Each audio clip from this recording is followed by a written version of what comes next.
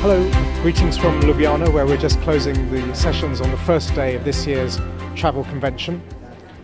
We've looked at what's happening in the world, what's happening in the industry, and how that's going to affect individual businesses.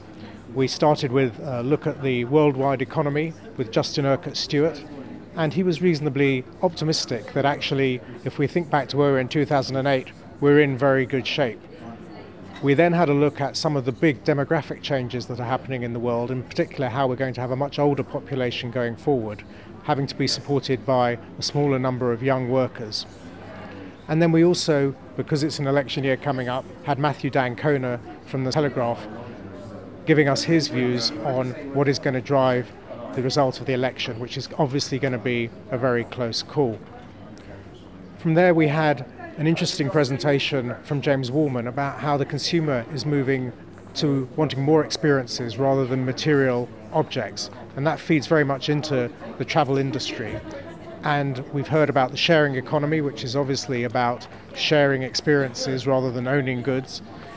We had Zaid Al-Kassab from House Trip giving us an account of how that business model works and whether or not it's going to compete with the travel industry in the future. We then looked at the more traditional, if I can put it, travel businesses to see how they're adapting to the whole idea of personalisation. And for instance, Nathan Philpott from Fred Olsen was telling us about how on their cruises the customers choose where the cruise is going.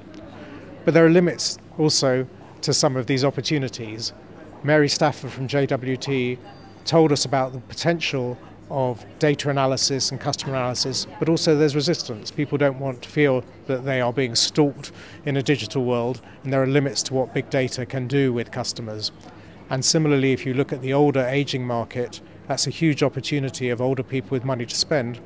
But Martin Randall and Nikki White talked about some of the practical difficulties of dealing with an aging customer base. That's today's sessions in a nutshell. We had a great welcoming party last night, hosted by the Ljubljanans, and we're off this evening to their host gala dinner.